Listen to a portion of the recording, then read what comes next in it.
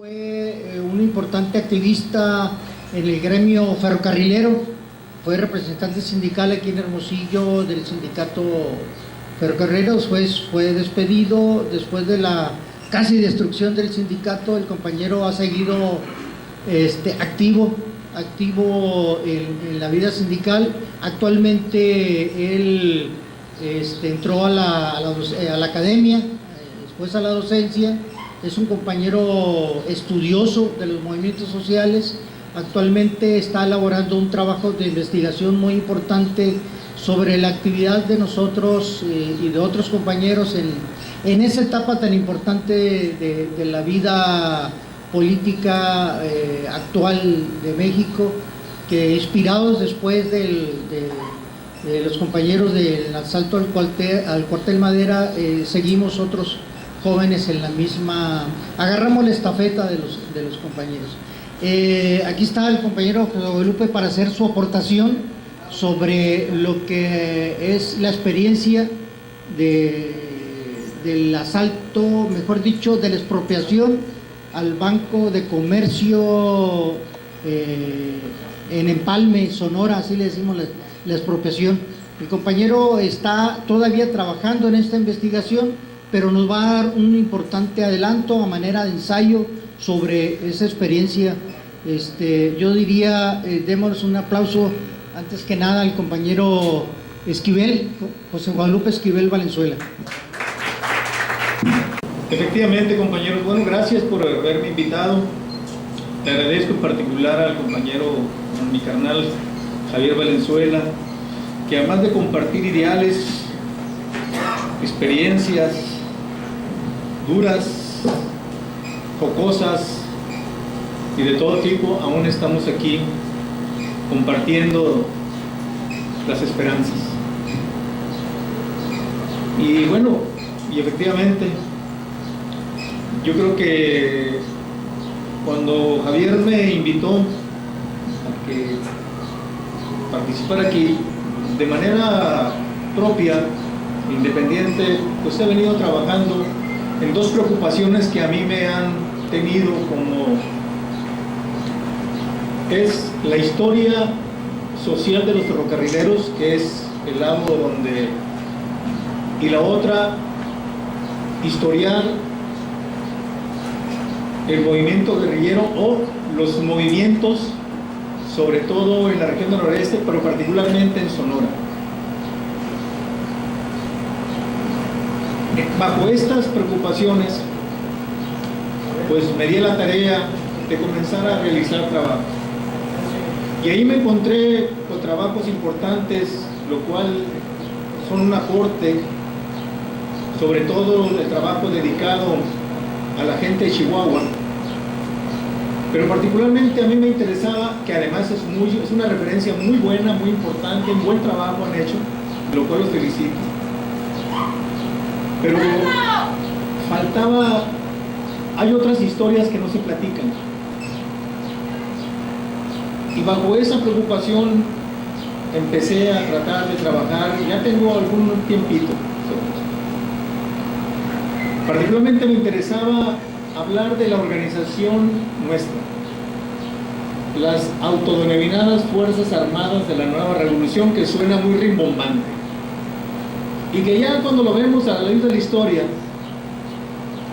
la nómina no rebasaba de 20 gentes. Y de armadas, pues si iba, su máximo armamento llegó a ser fusiles M1 o M2. Con ese armamento obviamente no íbamos a hacer la revolución. Sin embargo, nos llamábamos Fuerzas Armadas de la Nueva Revolución. Pero lo rescatable era el proyecto, cuando decía Nueva Revolución. Bueno, y todo empezó por el problema del asalto. Y yo he llegado, el asalto al banco, llevado a cabo el jueves 15 de abril a las 10 de la mañana en Empalme, Sonora. Asalto que fue realizado por 4 compañeros. 71 o 70. 71. El 71, perdón, sí. 4 compañeros participan directamente en el operativo. Miguel Duarte López, Felipe Pacheco Aragón, José Guadalupe Mata Morales y Leroy Sánchez Díaz. Hay un quinto que no participa directamente en el operativo, pero que será el encargado de la retaguardia, particularmente de la casa de seguridad que el grupo armó en el ejido Lázaro Cárdenas en Empalme, Sonora. Se trata de Jesús Luis Beltrán Vega,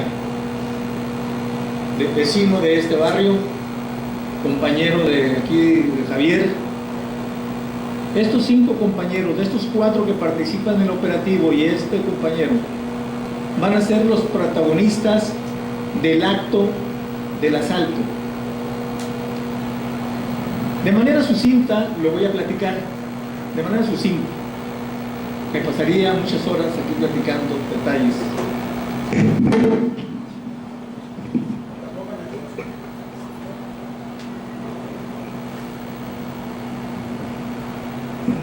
Y a este asalto, antes de platicarles, quiero decirles lo siguiente. Yo le he denominado el momento estelar de las FARC. O lo diríamos de una manera muy coloquial, debut y despedida.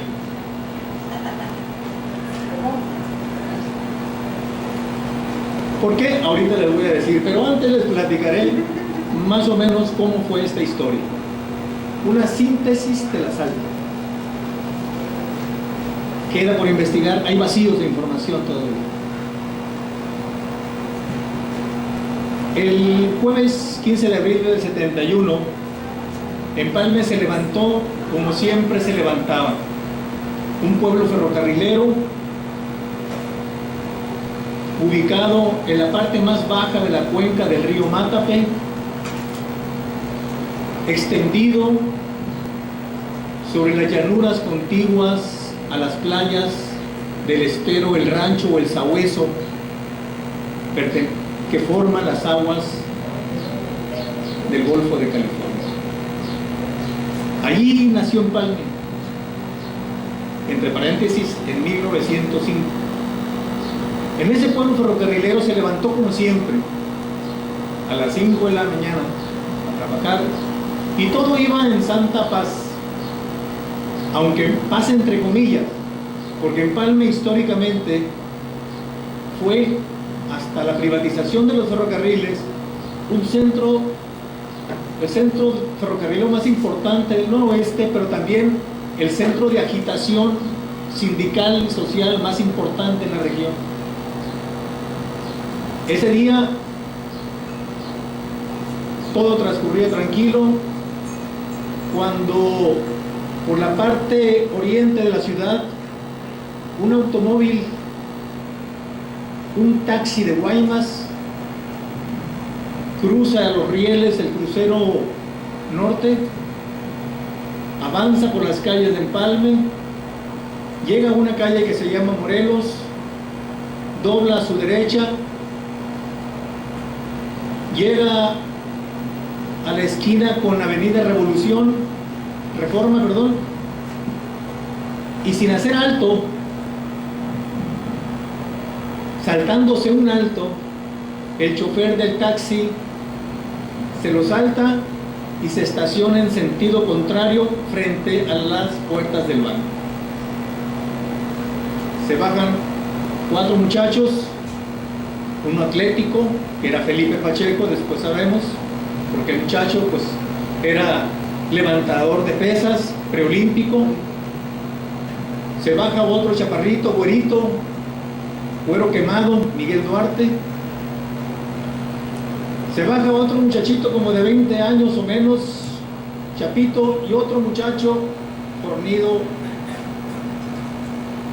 nariz un poco aguileña, que se va a llamar Leroy. De estos 4, Leroy conduce el carro, estacionado en sentido contrario y saltándose alto, en momentos en que un tránsito lo ve, pero le valió madres.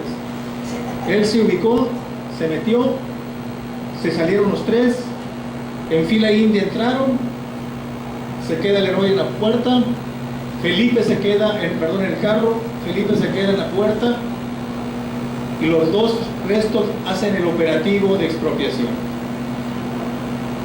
Yo le llamo en menos de 500 latidos, así empiezo una crónica. En lo que tardan 500 veces en latir el corazón, que son 100 veces por minuto en situaciones de estrés, en menos de 500 latidos del corazón asaltan el banco. La cantidad hoy es irrisoria.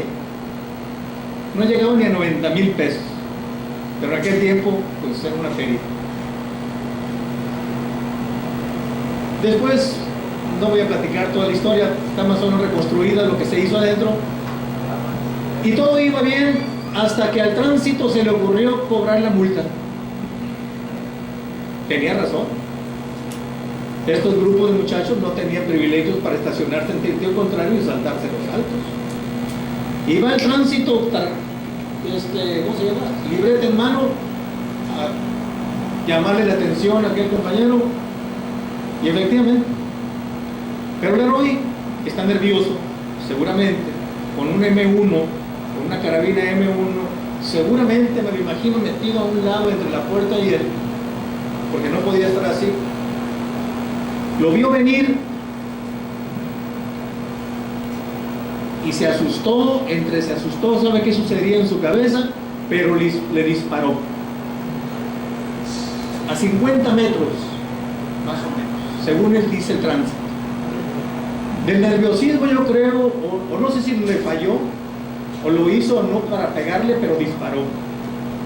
En el momento en que hay mucha gente en la calle, el balazo pues pone en alerta a los que están adentro. Felipe seguramente cuando vio o escuchó que el que estaba en la puerta apuró, que en ese momento forcejeaban con el gerente para que se apurara porque querían que abriera la caja de seguridad. Total, salen de ahí. Salen huyendo, el tránsito todo, no había chicolastic, seguramente un mosquero llevaba al pobre muchacho, asustado. Pero pasó algo importante también. Una cajera, según sus declaraciones, accionó el timbre. Y el timbre iba a dar a la comandancia en Palmer, que está a 2 cuadras. Viene la policía, pero tardaron también en reaccionar, la verdad. Pero cuando llegan ellos, van saliendo. Pero lo interesante, como en las películas de mexicanas antiguas, toda la gente está afuera presenciando el asalto. Parece que lo anunciaron, hoy se llevará a cabo un asalto bancario. Y la gente estaba afuera viendo cómo pasaban, salían así. Parece que estaban filmando la película.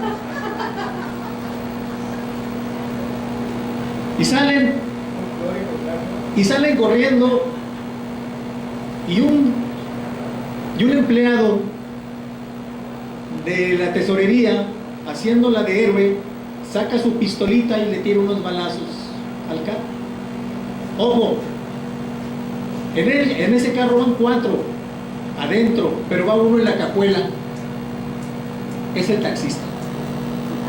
Al taxista lo van paseando, que va zurrado de miedo seguramente también,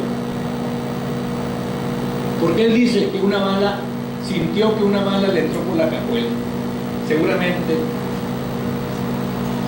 Salen los muchachos corriendo, hagan cuenta que estamos, allá está igual el poniente, acá está el oriente, salen del banco, corren rumbo al poniente, corren al norte y salen rumbo al valle. Son las 10:05 de la mañana, 10:10, por ahí se anda moviendo el horario.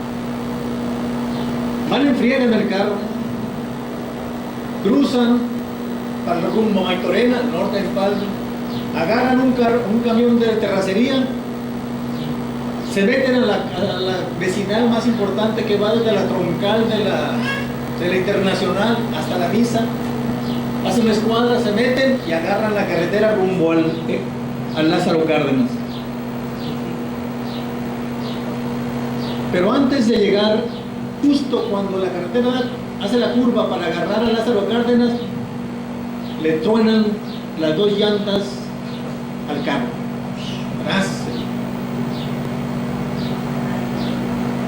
no hay tiempo de cambiar llantas. Para entonces la policía ya sabe, la policía anda sobre de ellos. Hay un momento de desconcierto que yo ubico una hora, 2 horas que no sabe la policía dónde están. Pero para las 12 de mediodía la policía sabe dónde están, saben dónde, qué rumbo llevan. Se bajan del carro tronado, hagan de cuenta, bueno, pero me voy a permitir pararle para que la película les tenga chiste. Pongan el disco duro de su imaginación y dicen, aquí está Empalme, aquí está Empalme, aquí está Empalme, este es el norte, huyen así, este es el valle, aquí está el Bacatete, aquí está el Bacatete, salen de Empalme, al norte, aquí les truena, aquí está Lázaro Cárdenas, aquí truena el carro, tienen que caminar aquí, pero caminar entre la curva y Lázaro Cárdenas son como 7-10 kilómetros a pie, en línea recta. Es mucho. Con armas y con la ley encima es mucho. Y además con terreno llano. Lo que hacen ellos, y es en este punto donde se quiebran, agarran al oriente. ¿A dónde van?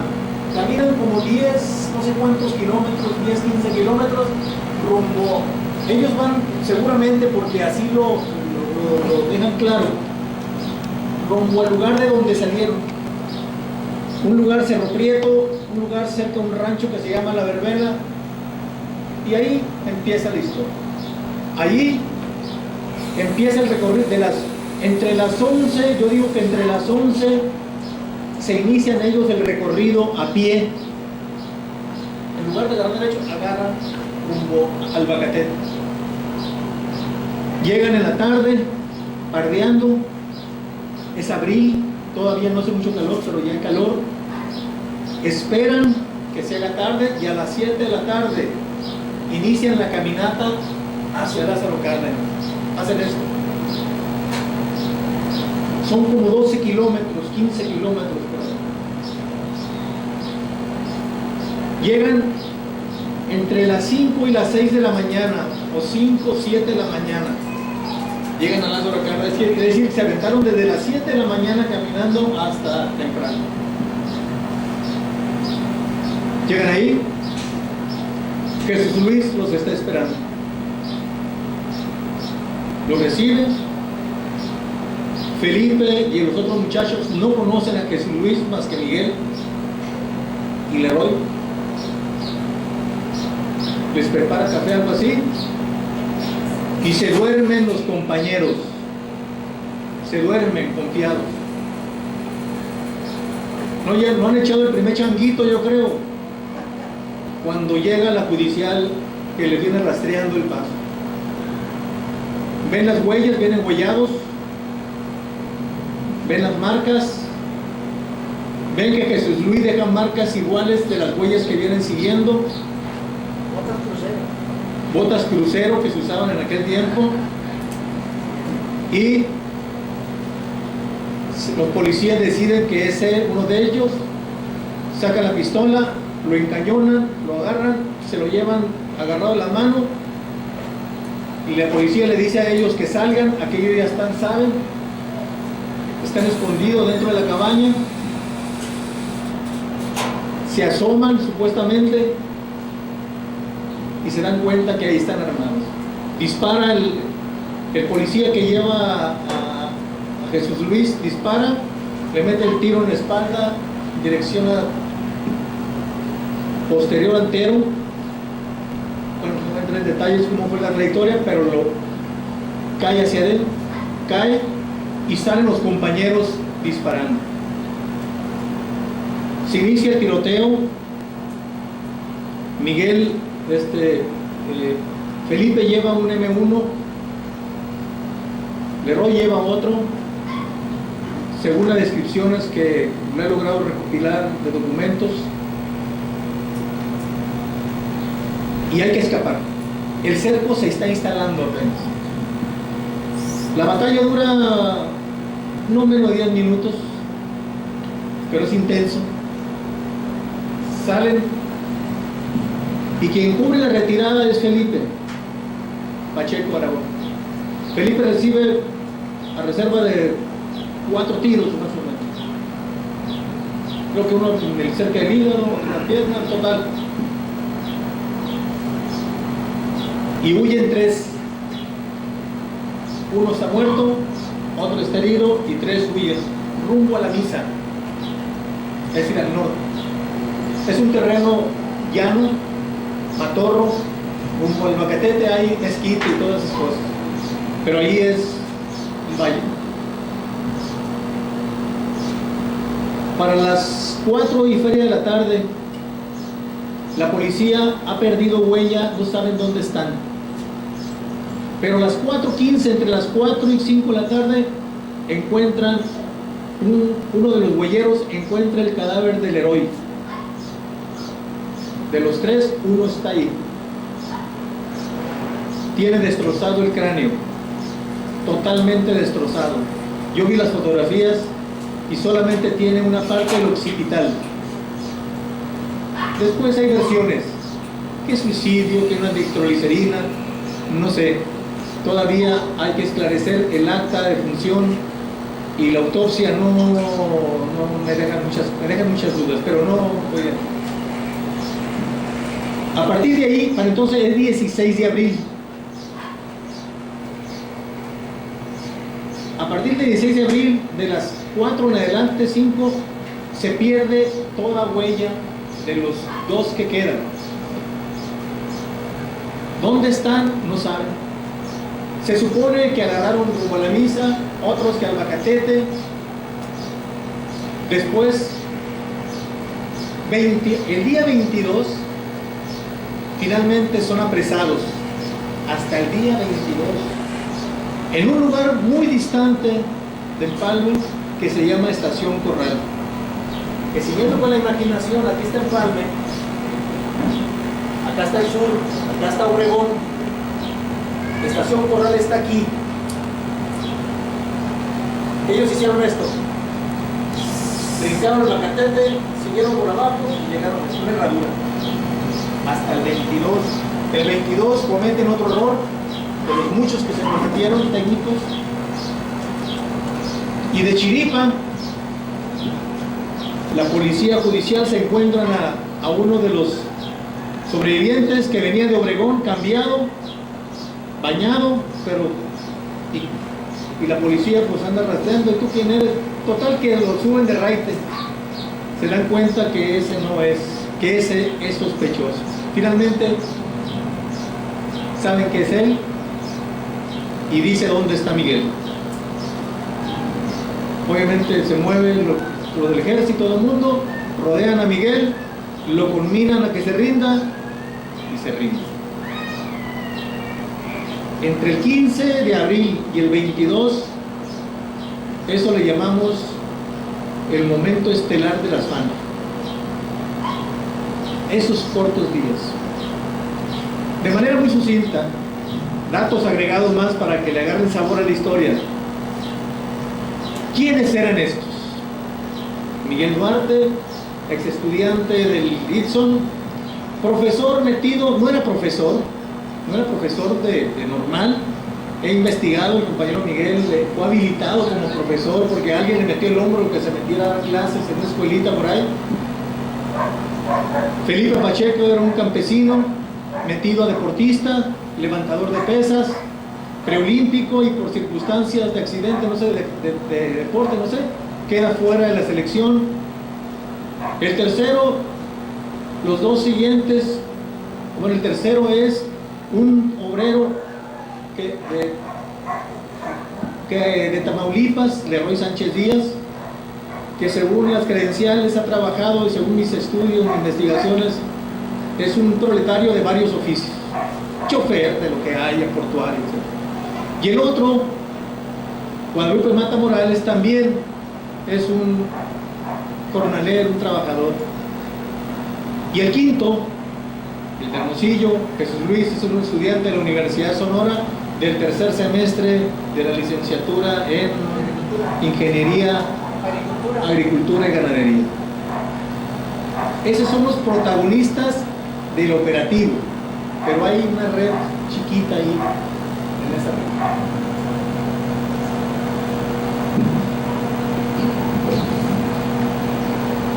Como último dato le diré, de todos los que asaltaron el banco, ni uno conocía Empalme. Ni uno. El más que había estado era Miguel. Miguel Norte había estado en Empalme ocasionalmente porque era parte de la organización que estamos formando ahí, pero no era nativo ni conocía toda la geografía, ni urbana, menos rural.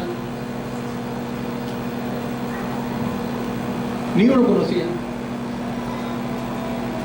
Este momento, a partir de esta historia, que es la reconstrucción del hecho del asalto, que es una historia que casi la tengo acabada en su reconstrucción cronológica, yo le he denominado el momento fulgurante, el momento estelar. ¿Por qué el momento estelar?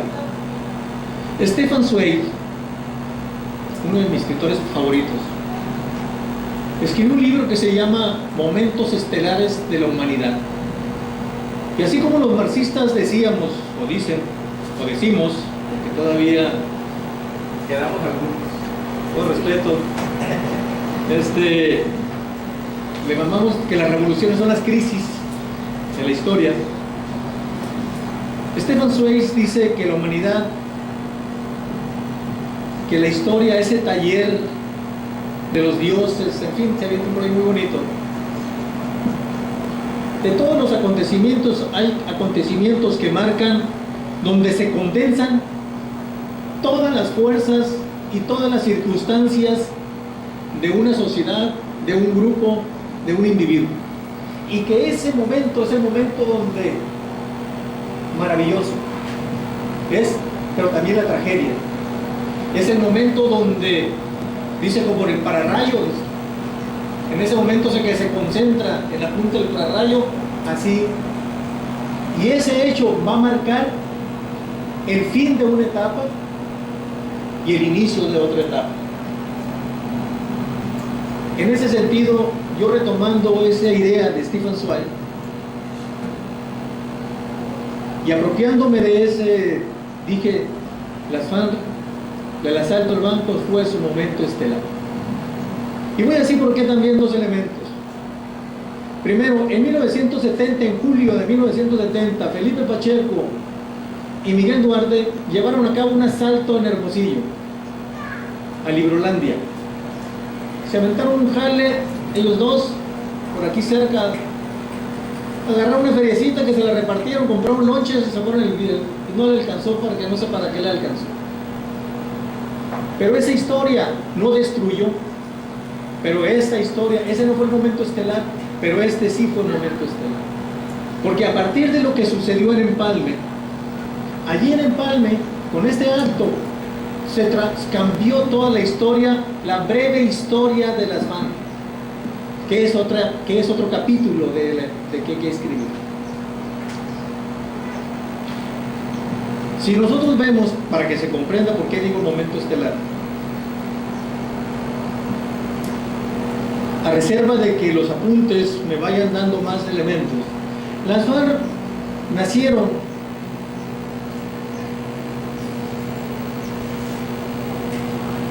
de manera, a reserva que me lo demuestren testimonios, un tanto cuanto informal. No encuentro, al menos hasta ahorita, que haya sido el resultado de un acto fundacional donde se reúnen determinados individuos y después de discutir una serie de documentos deciden pasar a la acción y fundar una organización. ¿Cómo fue? Lo desconozco, es una historia oscura ahí. Lo que sí sé es que en Empalme, desde 1969, empezamos a tejer la historia ahí. Un grupo de estudiantes preparatorianos, de profesores, comenzamos a comenzar a integrar, sobre todo después de la bronca de 68, a integrar una organización abiertamente con propósitos de hacer una revolución. Y estábamos entusiasmados en la idea.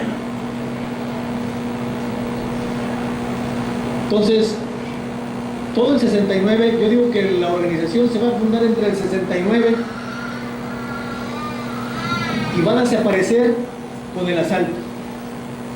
Porque después del asalto, los que quedamos de esa organización, ya no continuamos con la organización, aunque dice el Güero Zambrano, el tragabalas que le dicen ahora.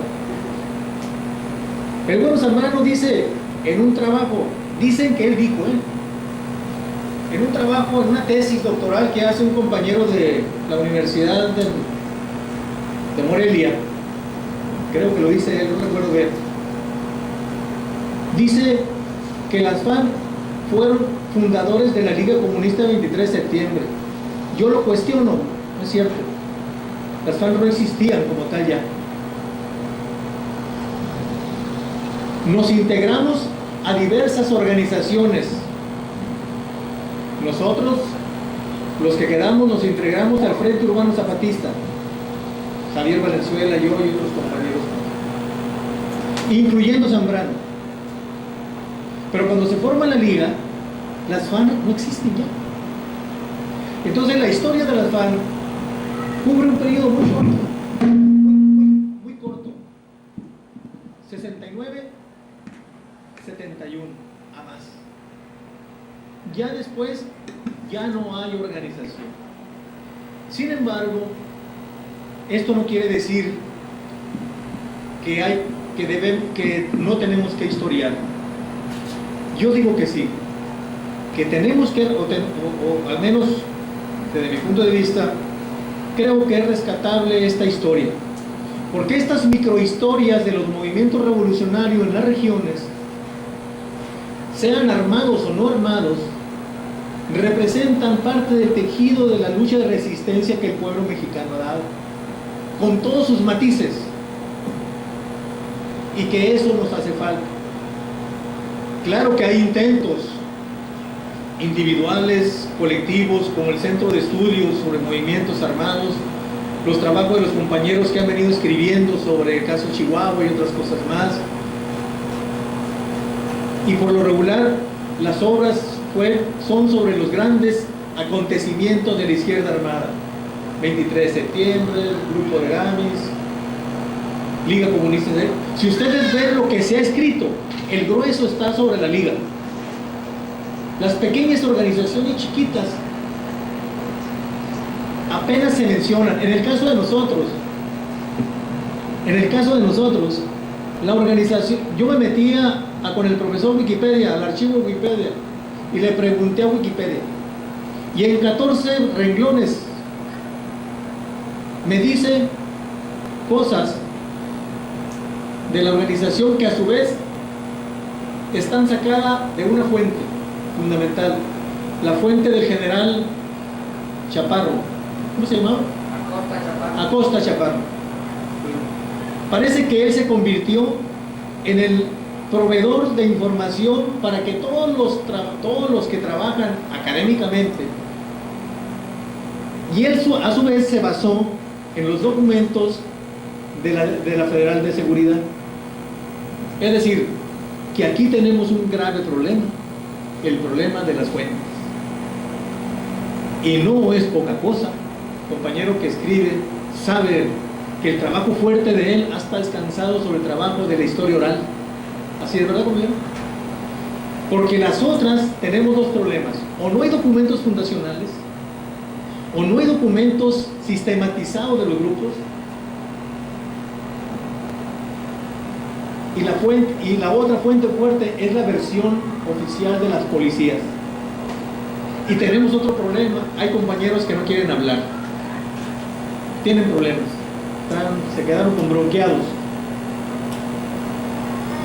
Bueno, entonces, regresando, yo quisiera terminar con esta parte porque es muy larga. Las FARC representan, el asalto representa ese momento estelar, porque ahí es donde se sintetizaron, donde se tensaron todas las fuerzas, ahí donde se tensó la organización de manera siguiente. Con el asalto se perdió un trabajo político que veníamos realizando hace un año, un trabajo de organización campesina que había dado el primer fruto, la formación de un frente campesino independiente del Valle de Guaymas, Empalme, que venía formándose al margen de las organizaciones campesinas oficiales. 2. Las relaciones genéticas, sociales, históricas que manteníamos con trabajadores ferrocarrileros y con los núcleos estudiantiles provenientes de las familias. Se perdieron los principales cuadros que apenas se estaban formando. La acción solo sirvió para desmantelar todo lo que habíamos durante un año trabajado. Y también fue el momento fulgurante porque es donde la organización hizo su aporte más grande en sangre. Perdimos, ¿cuántos? 2 compañeros en la acción. Quedaron unos gravemente heridos, quedaron 3 presos y una secuela de aprehensiones y persecuciones sobre el resto, incluyendo a nosotros. Porque después de eso fue el diluvio. La organización ya no existía. En esos 500 latidos del corazón y en esa semana de persecuciones se nos fue la historia. Después de eso vendrá otra etapa, pero ya no como organización. Ya estarán, cada quien estaremos en algún momento trabajando en otros tipos de proyectos. Creo pues de que, pero merece la pena, al menos es mi propósito, esa microhistoria que frente al gran acontecimiento de la liga, de los grandes operativos, pues no representa, sería un chispazo chiquito, pero históricamente en una región, en una zona, tiene una trascendencia histórica. Pero no solamente fue Empalme, ojo, también fue el Valle de Yaqui, sobre todo porque falta trabajar las redes políticas que la organización empezó a tejer a partir de Felipe Pacheco, Miguel Duarte en la región del Yaqui, que a su vez falta por reconstruir cómo se llega ahí. Hay muchas versiones, pero todavía no tenemos acabado todo. Pero también está Hermosillo con un núcleo que se empieza a girar en torno a la profesora Úrsula Beltrán, su hermano José Luis, Javier, y los zambranos que históricamente eran de Empalme, pero aquí es donde vienen a Pancho nomás. Podríamos decir que Empalme, Guatabampo, no sé si Obregón como tal, pero voy a decir Obregón y Guatabampo, lo voy a hablar así y Hermosillo son los 3 lugares, el sur, el centro, donde la organización empezará a crecer, a tender sus débiles raíces. Y por último, ahora sí, la reserva que ustedes quieran preguntar, y si tengo material para preguntar, les diré. Una de las cosas eran las razones de por qué escribir esto. ¿Por qué escribir esta historia? En primer lugar, tengo razones estrictamente personales. La primera, porque estoy encabronado, estoy enojado, tengo coraje ante el olvido de nuestros muertos, de nuestros vivos, de nuestros sacrificios, y estoy más encabronado con aquellos compañeros que fueron parte y han perdido la memoria, o la sacan a retosar la memoria para darse taco o para subirse al jet set de la política y medrar con este pasado. Una de las razones puede ser el coraje personal por ese olvido. Creo que no es históricamente son una putada, te lo digo honestamente, que los compañeros que dieron sus vidas, sus sacrificios, queden en el olvido. No puede ser, porque todavía no hemos terminado la tarea. Número 2, porque más allá, porque esta experiencia, si bien no tiene el propósito que sirva como para un manual de las luchas guerrilleras, sí sirve como experiencia política, de lucha política. Forma parte de esa enorme veta de luchas, y donde nosotros representamos simplemente una pequeña parte de la expresión revolucionaria que muchos compañeros, sin estar en la lucha armada, protagonizaron importantes movimientos en la historia contemporánea mexicana, sobre todo en la segunda mitad del siglo XX, sobre todo. Y bueno,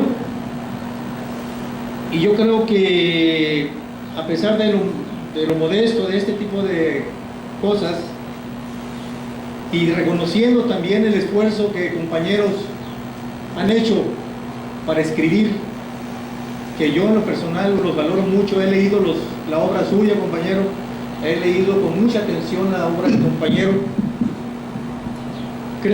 he leído los trabajos académicos, pero más allá de los trabajos académicos, estos trabajos de ustedes dos en particular, le dan otro sentido a la historia, la hacen más humana. Yo creo pues que las razones que tengo, no sé si lo compartamos alguno de nosotros, sobre todo los que venimos de esa historia, yo creo que es luchar contra el coraje del olvido. Y como le dije ahorita, porque la tarea todavía está péndula. Porque independiente, tampoco voy a juzgar, en este trabajo que estoy haciendo, no me pongo en un rollo ideológico, ni no. Eso ya está archisabido de la justificar, no. Falta reconstruir las historias, reconstruir el tejido, así como lo hizo el compañero, como la hizo el compañero, y como otros han empezado a trabajar. Yo quisiera invitar a quienes hemos venido de una u otra manera trabajando, que no esperemos el llamado desde el centro del país a un organismo que nos convoque para ir nosotros, sino que hagamos ejercicios regionales, locales, donde nos juntemos 4, 5, 3 para intercambiar información y ver si es posible, llegado el caso, porque estos trabajos son muy complejos, que rebasan los tiempos y los recursos de una sola persona. Yo creo que valdría la pena valorar esa posibilidad. Entonces, compañeros, pues esto es todo. Gracias por compartir estos recuerdos y cosas que quedan, pero cuando salga algo, pues ahí se lo vendo. Gracias.